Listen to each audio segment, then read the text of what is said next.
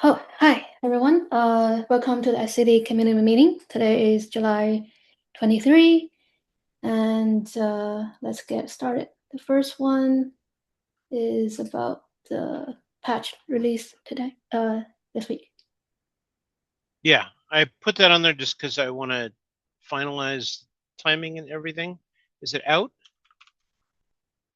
No, I'm gonna do it after the community meeting. Okay. Okay. And I will finish up the announcement text, and then we can go ahead and announce it once it's merged. Okay. Cool. Um, so people know, and I'll throw this on the Slack channel. I'm going to open a PR against release.md for some of the announcement, blog post, etc. stuff. And that will be also a discussion topic because there are some things we're trying to decide if we're going to do them, what the schedule for them is. So just look out for that.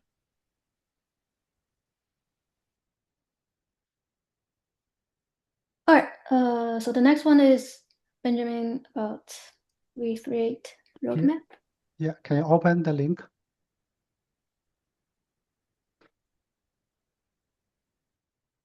Yeah, this is the roadmap for LCD 3.8. Just to be clear, this is only the major change we planned for LCD 3.8. So we are still open to any minor change. Okay. There's one P10, only one P1 item. So in LCD 3.7, in order to be backward compatible with the 3.6, so we still generate V2 snapshot. So starting from 3.8, we will stop generate V2 snapshots and clean up any existing V2 snapshot file. Yeah, this is the P1 for 3.8. So starting from LCD 3.8, we will completely get rid of the V2 store. Yeah, this is a long-standing task. Okay, this is the P1, P0. The other three is P1. We will need to define a performance validate suite for LCD. We currently have the benchmark, but we only have the throughput. We also need to add the metrics, something like the memory, CPUs, etc. Yeah, this is the one of the thing we are missing in the 3.7. When we do the benchmark for the 3.7, there's no memory and CPU usage. So we need to address this in 3.8. The next one is to also, Bogdan, you want to say something? Sorry, I was on talk about the async, right? So I'll let you too.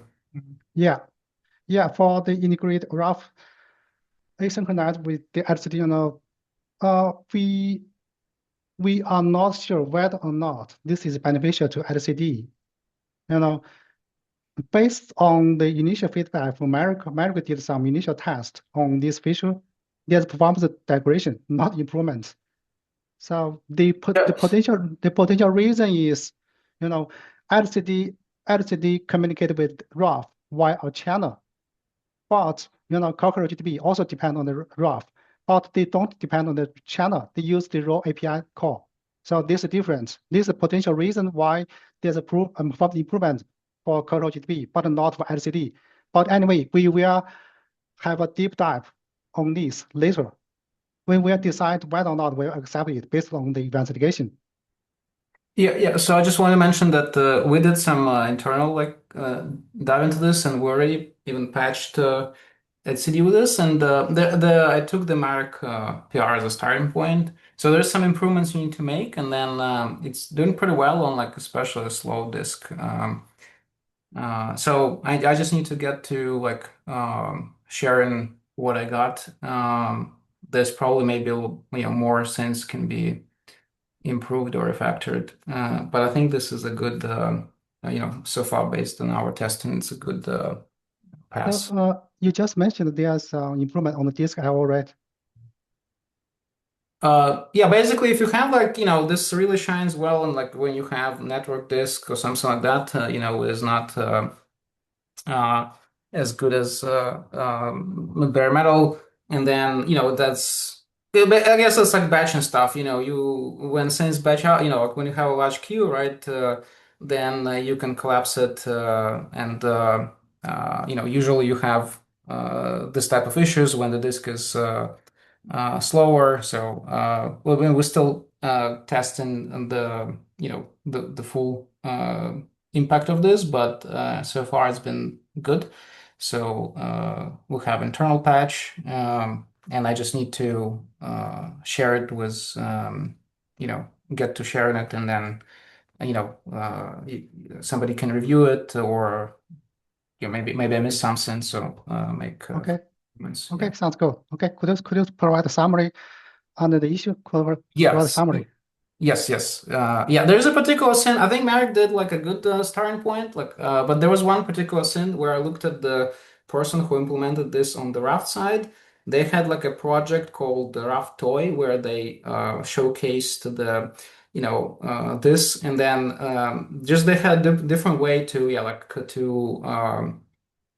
you don't use the channels, you use like array of stuff, and then slice, and then anyway, I'll share the where I got to with this. But with that improvement, it actually works better. So Okay, sounds good. Yeah, we can discuss later when you have the Yeah. summary. Yep. Okay, the next one is to evaluate and potentially replace the CMX, the library, but the library has not well maintained for several years. So we have to, not have to, but we need to evaluate how much effort and what's the technical challenge when you evaluate this. I'm not fully sure we can finish this in 3.8 time-free. But anyway, we are investigate. So if anyone have deep expertise on networking, we are welcome. We are need your help on this one.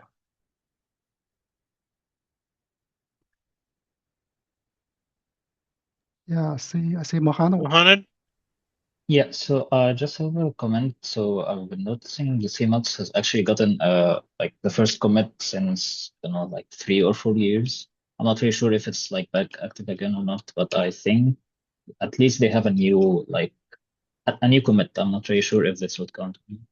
But I have a question. So if like the best case scenario they are back and being active again, would this mean like we don't really need this anymore?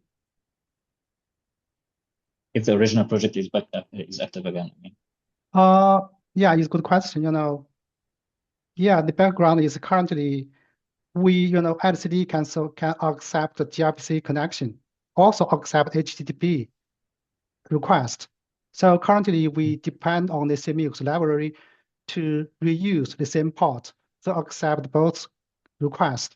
So this is useful for the user. So we don't really want to break this behavior, but we introduced a new feature in 3.6. User can configure separate port for HTTP request. So we can have 2 separate ports, one for gRPC, one for HTTP. But that's a breaking change for the user. So we don't want to, from user perspective, we want to keep this behavior. The user can continue to use one port, send both gRPC and HTTP requests. This is the goal. But if there are big technical challenges, probably we'll eventually have a separate port, one for gRPC, one for HTTP. It depends on the investigation. So we depend on the CMX library to reuse the same port for gRPC and HTTP. If we remove this library, if we can find alternative to keep the behavior, that's good. That's perfect. If we can't do it, we can have separate port, one for gRPC, one for HTTP. Right. I'm not sure yeah. it answer your question. Yeah, I mean, my question actually was like, so exactly 1 month ago, the main maintainer in CMOX made he just modernized the Go toolchain, like nothing too big in here. So my question is if by any chance they are back active again, would this mean SCD doesn't need to change it anymore, or would this still be we need to have a new port because HTTP and gRPC would definitely need to be different in some sense? Yeah, we can discuss this. We can continue to discuss this offline. But I just mentioned personally, I don't want to introduce any breaking change for the user. We need to keep the behavior. This is the key point. So from that perspective, from this change is transparent to the user. But from etcd, probably this is a big change for etcd. I don't think if we keep separate port, one for etcd, one for the HTTP, I agree. There's no change. That's my effort to resolve this. But I personally want to keep the behavior. So probably needs a big effort. Yeah, I think Mohan's question is like if the CMUX people are, I think it depends on if they are committed to maintaining it. Let's not regularly. maintain anymore. Let's not any new commits for several years. Yeah, but he's saying there's a new commit to upgrade the tool chain. Oh, really? I didn't notice that. Yeah, we can double check offline. Yeah, but even if they have a recent commit, but they need to be committed to maintain it, right? So we need to see. Yeah, we can discuss offline how to proceed. I'm not sure whether or not we should continue to maintain that. I'm not sure. I'm not fully sure about that. We can discuss offline. Okay, let's move on. Okay.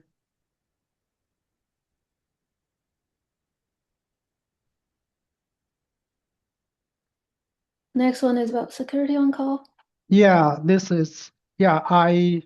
I raised this proposal multiple times in multiple places in Slack channel in the last meeting, but I only got feedback from Fu-Wei and Ivan.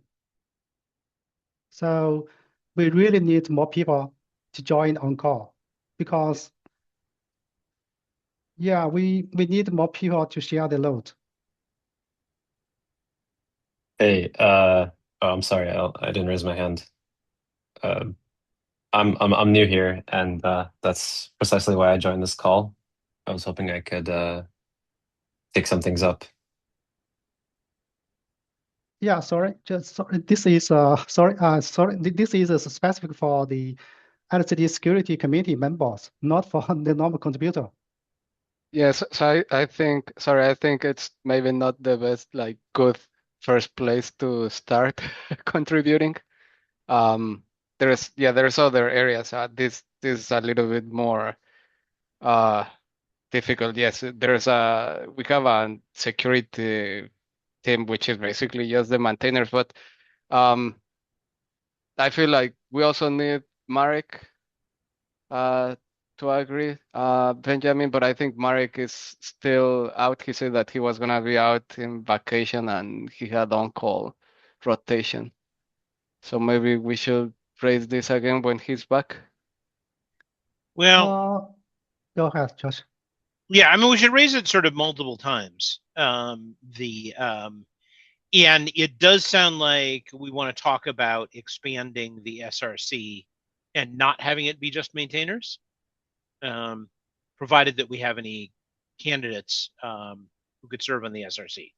And that would include both some of our regular contributors and even a new person crossing over if they've done something like serve on the SRC for Kubernetes, right?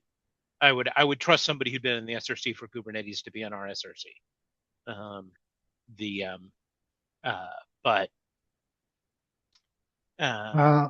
Josh, Yeah. I totally agree this, but this is a long-term goal, Yeah. not short-term. But short-term, we need more people join right now because Yeah. currently I'm the only person to fix the security issue.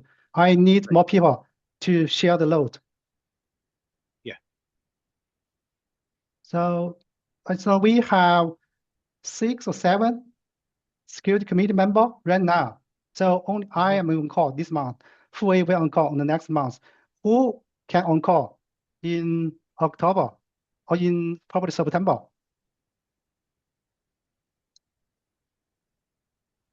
Siyuan, America is still on.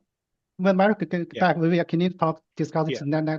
next meeting. But Siyuan, do you agree this? I'm not sure about my bandwidth in September. Yeah, I can discuss with my manager and come back. Yeah, everybody is use their spare time contribute to the community. If Yeah. nobody contribute to the community, that the community is not healthy. The Bogdan?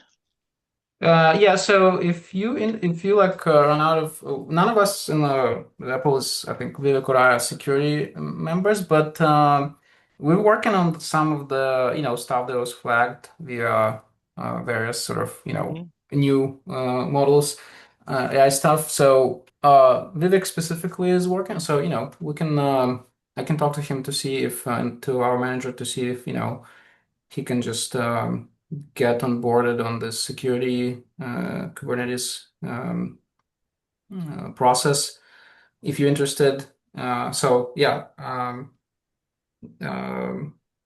but let me know if you want me. Okay. I can sort of raise it, and I think he or I can probably get some sort of management approval to do this, because anyway we doing this internally, so I don't see why not. So, Yeah. Yeah. Okay, but thank I you. think it'd be helpful if, like, Benjamin, since you're on call right now, like, it'd be good to like create some playbooks or like processes to address these issues. That would help. Like, I I don't think there's no with we just the user send the security report to the security mailbox, the mailing list. We just respond to the user. We just respond to the user and then analyze the issue and resolve it. That's risk private PR resolve it. If it is minor low risk, we can even raise public PR fix it. That's no special procedure. Just pretty simple. I don't think we need a playbook. okay. I mean, I think we do if we're recruiting people.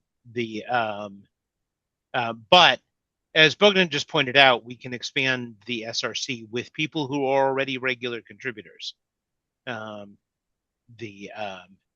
Because like I can volunteer for on call and I'll respond to the reports, but I'm unlikely to be able to fix them unless they're in very specific areas.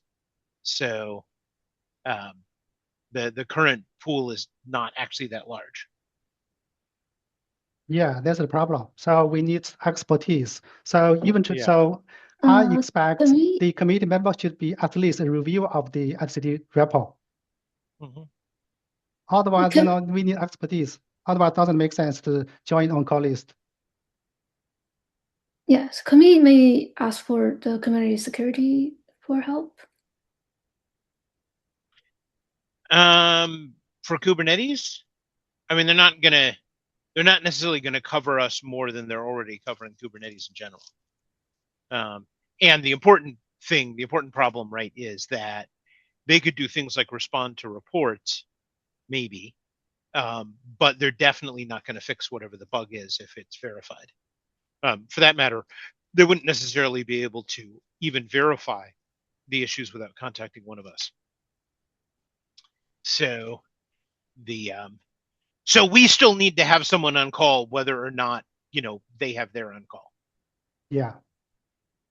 So okay. So we welcome any new contributor to join.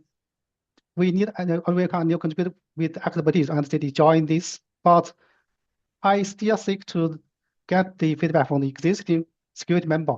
So I can say only Marek and Sylvan probably has some expertise on LCD. So Marek is not on call. I can talk to him later in the next meeting. But Sylvan, can you double check your bandwidth? Whether or not you can join so on call. I'll have some engineer reviews soon, and then I'll get to know my bandwidth later. Yeah, we have a rotation sheet. You can let me paste a link to you. 1 second. Please add your name into the into the spreadsheet. 1 second.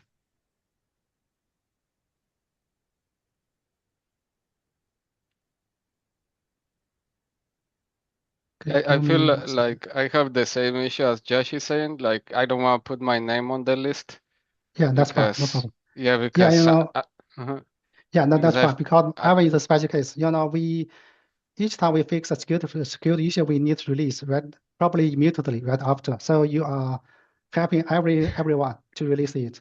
So you are really do a great job. Okay. So if anyone, I mean, mainly for the American CI, please double check your bandwidth to add your name into the list. Okay, I'll do that. Okay. Let me add. So There is a tab. Sorry, 1 second. Okay, there's a tab, security on call tab. Okay, that's it. all right, Ivan, you want to talk about KubeCon? Oh yeah, I dropped that topic because this week or yesterday or the day before yesterday I got an email from projects at KubeCon that they accepted our maintainer track session and also our Contrib Fest. Did everybody else receive that? Yeah, I got that. But it Okay. doesn't say the time for the Yeah, control. we still don't have the schedule, Mhm. but maybe it's something that we need to start planning, especially the Contrib Fest part. I think it Yeah. was some years ago that we had one. Yeah. I Yeah, haven't received the invitation for the Contribute Fest. Oh, really? Because 'Cause that's you're not attending, right? no, his It depends. well, your name was on it. I put you in there as a speaker for it. Yeah, And I I saw slacked it. you about the speaker invitation, but did you ever accept it? I didn't receive the email, but that's fine. Okay, that's fine. I will know. Okay, well, I depend on my own proposal to be accepted. Okay. Yeah, because we'll need to add you back because you missed the deadline to accept the original invitation. But we can add you right in the email, Benjamin is not part of the addresses. Yeah, well, that's because he didn't respond to the speaker invitation. So the okay. So how should we start planning? Yeah. Last time, Josh, you mentioned that you like James's way of running it. You thought it was a great way of doing it. So maybe we need to. Yeah, I felt we got good outcomes from that, which was that James put in a bunch of work in order to find some issues that we could flag as being for the Contrib Fest. And then we didn't touch those between the time that he did that and the beginning of the Contrib Fest. And we just had people work on those. And I felt that had much better outcomes than like trying to go through the whole contributing guide and stuff. So because like before we like went through the contributing guide and that sort of thing, had people do some demo stuff, which people liked, but then they didn't end up contributing later on. Whereas having people work on a real thing, I think kind of filters for a more solid group of potential contributors. So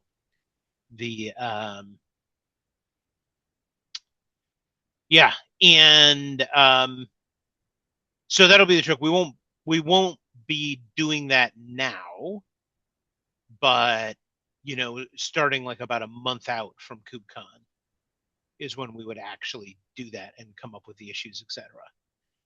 And there'll be some more amorphous but potentially more involved opportunities, like for example, getting people involved in working on benchmarking. So for a Contrib Fest, we're basically targeting people who has no experience with etcd. Yeah, like not necessarily. I will say first, that's how I started contributing, and I was like a first time contributor, so I didn't know anything about anything. Right. Yeah, but I mean, we're targeting people who already write Go or documentation, right? Yeah. Or potentially, since we're talking about potentially the benchmarking project, or work on infrastructure, right? So we are targeting people with technical experience, and if people are coming in and they want to like learn Go, that's not what it's for. Yeah. Yeah, one Yeah. question though. So the Contrifest session has also its own description, right? Is that Yeah. something that they were gonna pick from our RFP, or can we change that maybe to mention exactly like what you're saying, like Yeah. come join if you have this X, Y, and Z? Yeah. Yes, they took it from our proposal, but yes, we can also send them an update to the description. Okay. Hushan? Okay, so Yeah, so hi everyone. I'm new to the open source and also CNCF. So recently I joined new contributor meet and they said that before starting to like first first issues, you should start going to the meetings of the SIG you want to contribute in. So I joined this meeting and like I couldn't understand most of the thing, but I'm fresh grad and I'm working in another organization, so I have bit of technical background. And like you were talking about the fest, that whatever that is, so I would like to be the part of that one. Yeah, well, you're welcome to join the ContribFest if you're attending KubeCon, right? The ContribFest Okay. needs to be run by people who are reviewers or approvers in the project already. Okay. Because you're not in a position to train other contributors right now, and are Okay. not likely to get to that position in the next 2 months. Yeah. But who knows, right? I don't know what your background is. Maybe you're an extremely fast learner. But yeah. But I would love to take any opportunity like there would be for new Yeah. guys. Okay. Okay. Yeah. Well, If good. you're Well, welcome. attending, yeah, if you're attending KubeCon, so feel join our ContribFest and start working on code. yeah, I think we may have a dilemma, because I think so if we wanna keep some good first issues for KubeCon, Yeah. then we're blocking like this. So in this call, I feel like we at least have like 2 new people that wanna start contributing. Yeah. So yeah. Yep. Maybe as you were saying, Josh, maybe we just set a deadline in which at one point we just start blocking those good first issues. Yeah. Yeah, we actually have a tag in our repo for ContribFest. So we block those, we add that label and block those particularly. Ijoima? I'm not trying to pronounce that. Sorry. It's fine. Ijoma. Ijoma. So Okay. yeah. Okay. So I'm just joining. I think I joined last week, but I joined quite late. Because I'm the meeting link. So I was a maintainer, or like partially a maintainer on Meshri.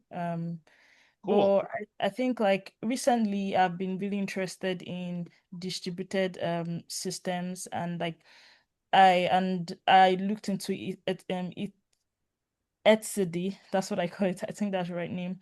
I also like try to replicate building something like that just to make sure I have more understanding.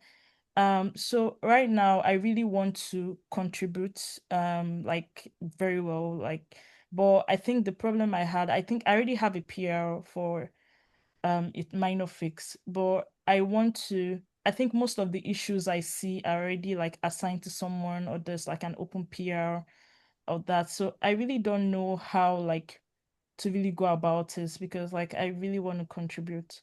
So yeah, I don't know if, and also some issues I saw that were open were probably assigned to someone like a month or 2 months ago, and there's like no PR.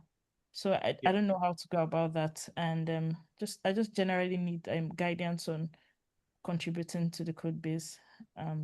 Yeah. So we have a bi-weekly triage meeting where we look at issues and then try to find people to help.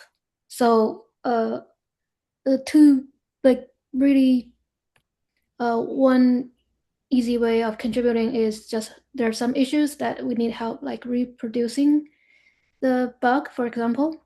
So you don't even need to know much about SCD. You'll just start by reproducing the issue and then look into the code. If you can fix it, that'd be great. But if you can't, but that's still a way of contributing. And then another way of contributing is also not just writing code, reviewing. We're also in need of more reviewers. So if you can, there's some PRs open that without anybody reviewing them. So if you can help with that, that would also be great. And also always look out for like good first issue. There's a tag called good first issue, but those are more rare and taken like very quickly. So yeah, welcome to the community. Thank you. All right, I think we're at time. Anybody? I think we can put the Beboat topic to the next week, next time. Okay. Yeah, by Ivan, the kiosk is already requested. So we requested a halftime kiosk, and we will probably get it. Okay, thank you. So it's they haven't made decisions yet, and it's actually a two-stage process now where we request it through Kubernetes and then Kubernetes requests it from CNCF. Yep. I think before closing, I want to also just welcome all of the new contributors that we have here, and like it's very cool to hear like you guys want to start contributing. As Siyuan was saying, the best place to do it is to attend our triage meeting. Maybe what we can do, Siyuan, is also try to focus more on good first issues, because we have been just sweeping the board. Maybe for the next one, we can work on identifying the good first issues and have them at the top. Yeah. For the immediate thing, Ojima, if you find an issue that you want to work on and somebody's assigned and nothing's happened in a month, what I'll generally do is ping them and give them a day or two to respond. And if they don't respond, I think you can assume that they're not actively working on it. I mean, it's obviously a little different depending on whether that person is another new contributor or regular contributor. We get a lot where we have people who are new contributors, occasional contributors. They volunteer to work on something, and then it's more work than they were expecting, and they kind of disappear. And you should consider that assigned.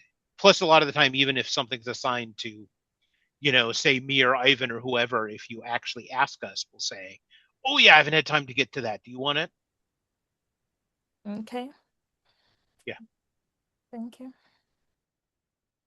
So Ganesh in the chat has a question about Slack channel. Do we need permission to join the Slack? Nope. I think you can just join. Nope. He needs to open a web page that has the invite, right? Oh, right. He needs to join Kubernetes Slack first. Oh, yeah. So I clicked on the link and it asked me to enter my email and my name, and I did, and it said that I would get an acceptance email or something, and I never got it. So just wanted to hand on the Slack channel and learn about. Yeah. And you can't because you're not on Slack. Okay, I'll take that. There was an outage of the inviter yesterday. Yes. So it sounds like we might have another outage.